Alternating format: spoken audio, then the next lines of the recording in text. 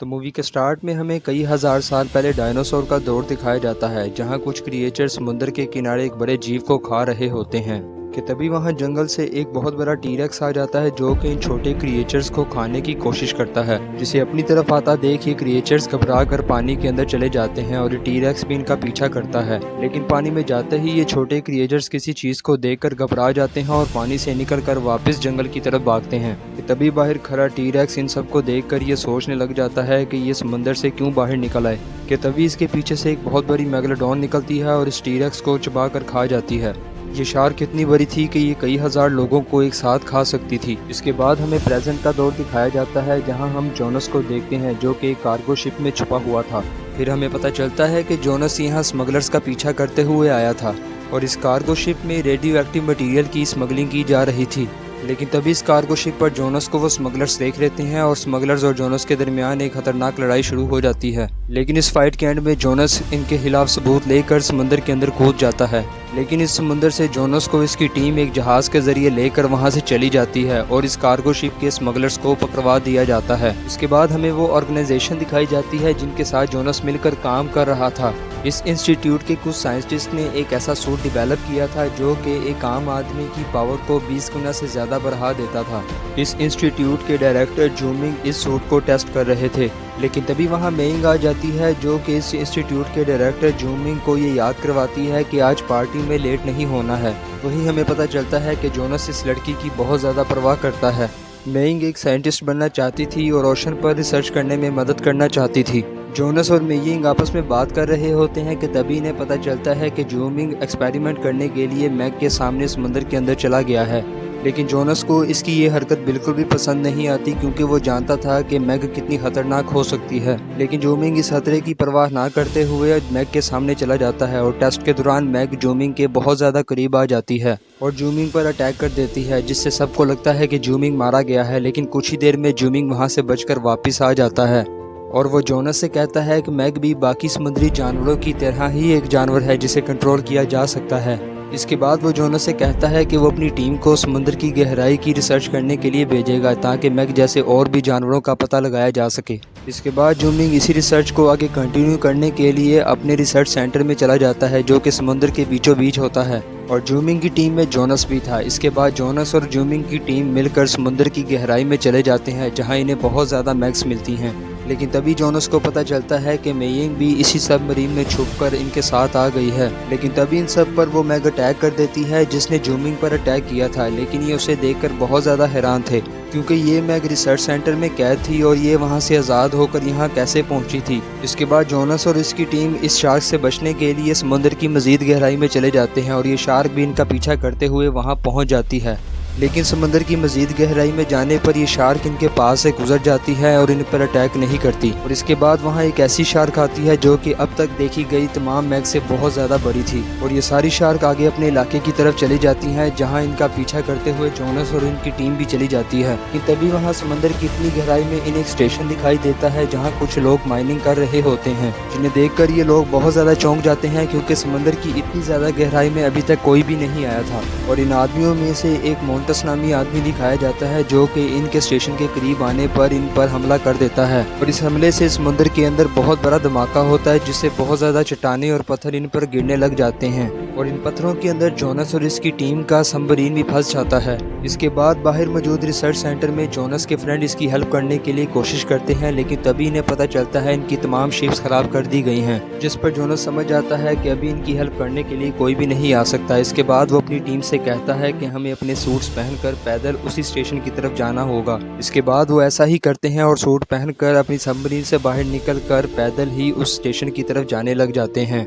दूसरी तरफ हम मोंटस को देखते हैं जो कि अपनी बॉस मोना से बात करता है और इसे सारी सिचुएशन के बारे में बताता है, जिस पर मोना मोंटस को जोनस और इसकी टीम को मारने का ऑर्डर देती है। दूसरी तरफ जोनस और इसकी टीम पर बहुत सारे मॉन्स्टर्स अटैक कर देते हैं और इसी अटैक में जोनस के कई साथी मारे जाते हैं और तभी वहां वो सबसे बड़ी मेगालोडॉन आ जाती है और इन पर अटैक कर देती है। लेकिन जोनस और इसकी बाकी टीम बार बार बच जाते हैं और स्टेशन पर पहुंच जाते हैं। स्टेशन के अंदर पहुंचने पर इन्हें पता चलता है कि ये स्टेशन माइनिंग के लिए बनाया गया है। समुद्र की इस गहराई से वो बहुत सारे पत्थर लेकर जा रहे हैं जिनकी कीमत मिलियंस में है। इसके बाद जैसे इन सब से कांटेक्ट करती है जो कि बाहरी रिसर्च सेंटर में मौजूद थी, और फिर वो जोनस को उन सबमरीन्स के बारे में बताती है जो कि इसी स्टेशन में मौजूद थी, जिसके जरिए वो इस समुद्र से बाहर निकल सकते थे। लेकिन जैसे ही जोनस और इसकी टीम आगे उस सबमरीन की तरफ जाने लगती है, इनके तमाम डोर्स को लॉक कर दिया जाता है, और ये किसी और ने नहीं बल्कि जेस ने ही किया होता है। इसके बाद मोना जोनस से कांटेक्ट करती है और इसे बताती है कि तुम सब अब मरने वाले हो, और वो उन सबमरीन्स को स्टेशन से अलग कर देती हैं जो कि जोनस और इसकी टीम के बचने की आखिरी उम्मीद थी। और तभी स्टेशन में इनके रूम में पानी बढ़ने लग जाता है। तब जूमिंग इसे बताता है कि बाहर मौजूद कंप्यूटर से इस पानी को बंद किया जा सकता है,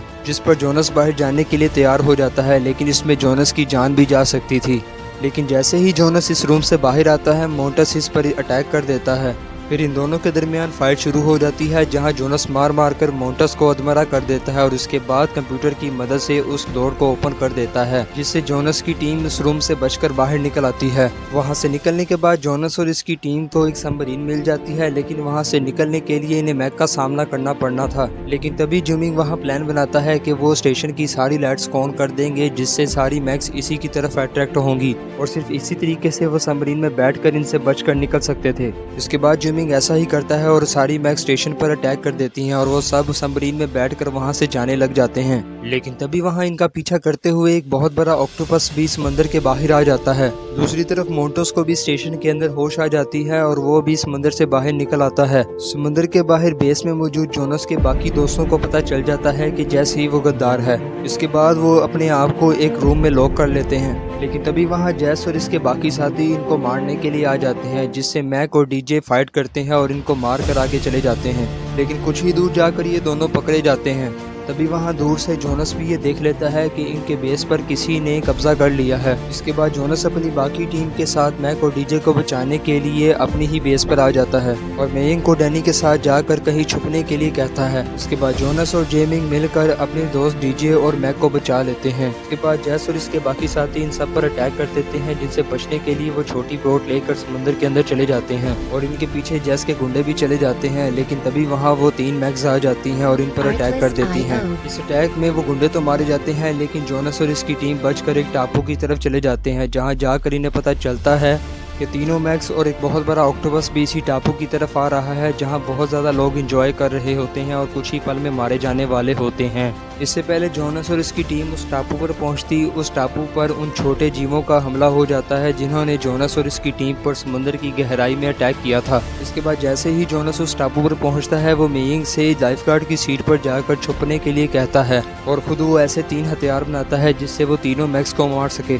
दूसरी तरफ जेस और मोंटस उस रिसर्च बेस पर बातें कर रहे होते हैं कि तभी वहाँ पीछे से एक बहुत बड़ी मैग आकर शीशे को तोड़ देती है और जेस को खा लेती है। इसके बाद मोंटस भी जोनस का पीछा करते हुए उसी टापू की तरफ निकल पड़ता है। इसके बाद मोंटस, मोना बाकी गुंडों के साथ मिलकर उसी टापू पर पहुंच जाते हैं और वो जोनस को मारने का ऑर्डर देते हैं। जैसे ही वो जोनस और छोटे क्रिएचर्स अटैक कर देते हैं और इन सबको बारी बारी से मारना शुरू कर देते हैं।